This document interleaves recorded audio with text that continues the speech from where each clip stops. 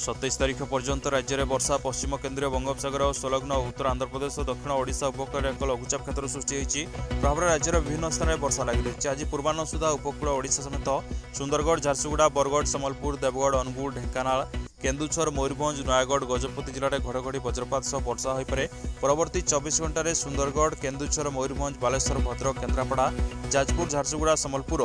बरगढ़ में प्रबल वर्षा होगा सतर्कता अवलंबन करने को आंचलिक पाणीपाग विज्ञान केन्द्र पक्षर परामर्श दी पाणीपाग विशेषज्ञ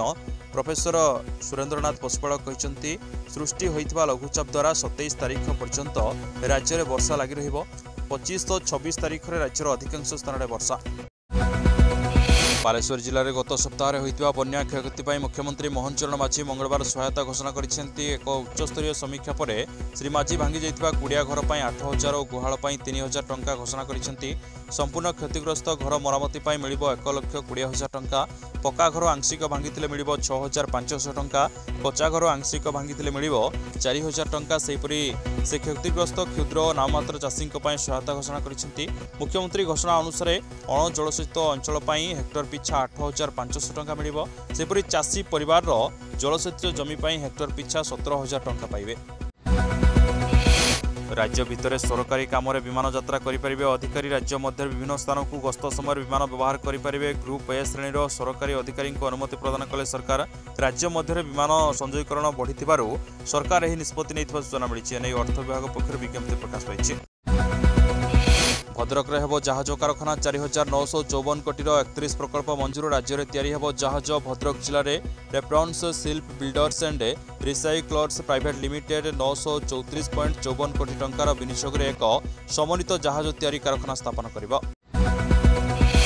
एथर दुर्गा पूजा रे डीजे मना डीजे मद प्लास्टिक मुक्त पूजा को गुरुत्व दी ता सहित पूजा कमिटी बटी मागिले बंधा हेबे बोली सूचना दैछन्ती पुलिस कमिशनर संजीव पंडा। अन्यपटे पूजा मंडप रे मेलोडी राति 12टा जाए चलिबो रावण पोड़ी रे बाण व्यवहार न करने को निवेदन करा जायछि। आलू पर एबे बजार में पियाज महंगा राजधानी में पियाज किलो पिछा 60 ରୁ 65 टंकार बिक्री होउछि जहाकु नै ग्राहक एबे चिंतार दिनक दिन गोटे पर गोटे खाइबा सामग्री उपरे एभली दरदाम वृद्धि को निंदा करिसेंती ग्राहक। आज नर्सिंग कर्मचारी काम बंद धमकाइले सरकार एस्मा लागू आंदोलन कले कार्यानुष्ठान हेब आज आंदोलन पर अंटा भिड़ी नर्सिंग ऑफिसर कर्मचारी प्रति कार्यानुष्ठान नेबाको निर्देश दैछन्ती नर्सिंग निदेशक सबु सरकारी हॉस्पिटल निदेशक अधिकारियों को लेखा जाइतिबा चिठी उल्लेख रही जे गत अगस्ट 7 तारिख नर्सिंग ऑफिसर विरोध में 6 मास एस्मा लागू होइछि एभली स्थिति जदि नर्सिंग कर्मचारी संघ आंदोलन करे ताहले सेमानक विरोध में कार्यानुष्ठान निया जाऊ सेपटे आंदोलन जिद रे अटल रही ऑल ओडिशा नर्सिंग संघ कहिछि रोगी को दृष्टि रखी 25 और 26 तारिख में जरूरी सेवा व्याहत करिबुनी आईसीयू ओटीओ इमरजेंसी सेवा जगाइबु तेबे एही 2 दिन में आम दाबी न मानिले 27 तारिख ठारू संपूर्ण भाव आंदोलन को ओह्लाइबु बोली संघ कहिछि। तिरुपति पर श्रीमंदिर जिलापाल बड़ सूचना तिरुपति प्रसाद लड्डू नकली घी व्यवहार नहीं जातीय राजनीति उठुची पड़ुछि प्रमाण मिली जे तिरुपति लड्डू व्यवहार होता घीर पशु चर्बी और माछ तेलर मात्रा थिला तेबे एहार प्रमाण मिलिया परे सबु धर्मावलंबी भक्तों को झटका लगी एही घटना पर एक्शन मोड को आछंती पुरी जिलापाल सिद्धार्थ शंकर स्वाई एने बड़ सूचना दैछंती से कहते श्रीमंदिर नकली घी व्यवहार होता संभावना रही तेणु खूब शीघ्र व्यवहृत घीर मान जांच हेब एने सुआर महासुआर निजोग सह आलोचना करा ओम्फेड और अन्य संस्था सह आलोचना करिबो यापरे महाप्रसाद सह दीपर व्यवहार होता घीओ को फूड सेफ्टी ऑफिसर द्वारा जांच करा जिवो तेबे मान जांच करा जाय आवश्यक पदक्षेप नियाजिवो बोली जिलापाल सूचना दैछन्ती।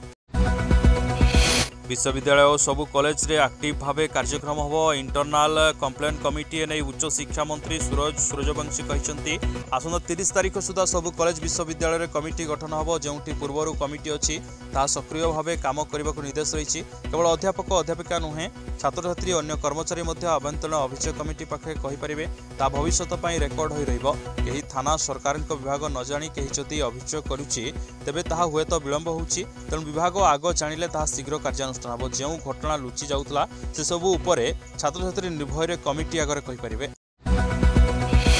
5 ବର୍ଷରେ ସବୁ ଜିଲ୍ଲାରେ ମେଡିକାଲ କଲେଜ କହିଲେ ସ୍ୱାସ୍ଥ୍ୟମନ୍ତ୍ରୀ। ଏସସିବି ମେଡିକାଲ କଲେଜରେ ସାଇନାପ୍ସ 2024 ଉଦ୍ଘାଟିତ ହୋଇଯାଇଛି। ସ୍ୱାସ୍ଥ୍ୟମନ୍ତ୍ରୀ ଡକ୍ଟର ମୁକେଶ ମହାଲିଙ୍ଗ ଏହାକୁ ଉଦ୍ଘାଟନ କରି ସାଇନାପ୍ସ ସମସ୍ତଙ୍କ ଆନ୍ତର୍ନିହିତ ଗୁଣର ପରିପ୍ରକାଶ କରି ଗୁଣବତ୍ତା ଓ ବନ୍ଧୁତ୍ୱ ସ୍ଥାପନର ମାଧ୍ୟମ ହେବ ବୋଲି କହିଥିଲେ। ରାଜ୍ୟରେ ଡାକ୍ତର ଓ ପାରା ମେଡିକାଲ କର୍ମଚାରୀଙ୍କ ଘର ଅଭାବ ରହିଛି ବୋଲି ସ୍ୱାସ୍ଥ୍ୟମନ୍ତ୍ରୀ କହିବା ସହ ଆଗାମୀ 5 ବର୍ଷରେ ସବୁ ଜିଲ୍ଲାରେ ମେଡିକାଲ କଲେଜ ଖୋଲାଯିବ ବୋଲି କହିଥିଲେ। शुक्रवार भारत बांग्लादेश द्वितीय टेस्ट बदल पिच बदल रणनीति। चेन्नई में खेल बांग्लादेश विपक्ष प्रथम टेस्ट 280 रन जितिया पर कानपुर शुक्रवार आयोजित होगा द्वितीय तथा टेस्ट लगी रोहित बाहिनी सजबाज होउछि।